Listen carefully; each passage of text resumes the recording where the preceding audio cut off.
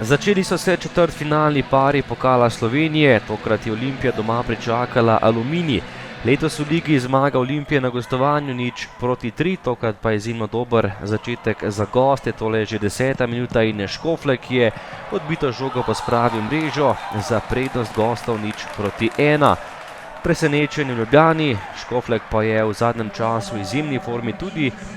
Proti Radomljam v ligi je dosegel 2 gola za pomembno zmago Aluminija, tokrat je premagal še Roka Vodiška in gosti so povedli že v 10. minuti.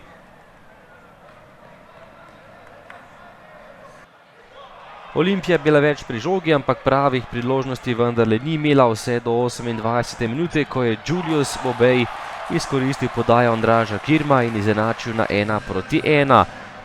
Lepo je podal Kirm na drugo vratnico, kjer je bil najspretnejši Bobej, izid je bil izenačen.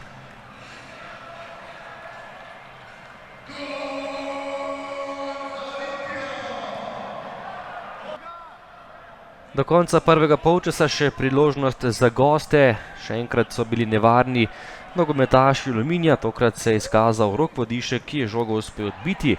Drugi polčas in prva kombinacija za Ljubljančane, do žoge je prišel Miha Zajc, preigraval, se lepo znašel in prišel mimo številnih nogometašev, potem pa streljal in žoga je zadela v roko enega izmed branilcev gostujoče ekipe, to je bila 11-metrovka za Ljubljančane in velika priložnost za prednost zmajčkov.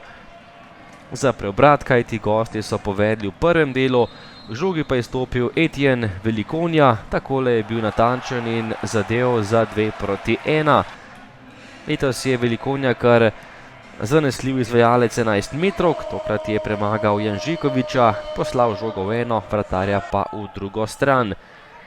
Po točno uri igre priložnost za Aluminij, oddaleč je streljal Rebernik, močno, ampak nekoliko premalo, natančno nekaj centimetrov mimo leve vratnice Vodiška. To je bila še izvrstna priložnost za Ljubljančane, Eleke je bil sam pred golom, a zgrešil. Potem pa še ob koncu tekme preigravanje Elekeja, ki je v drugem delu poživil igro Olimpije, podal je proti Velikonji, še ena izjemna obramba Janžikoviča. Lahko rečemo Volk sit in koza cela, pred povratnim dvobojem ima Olimpija prednost, ampak obe ekipi še imata možnosti za napredovanje.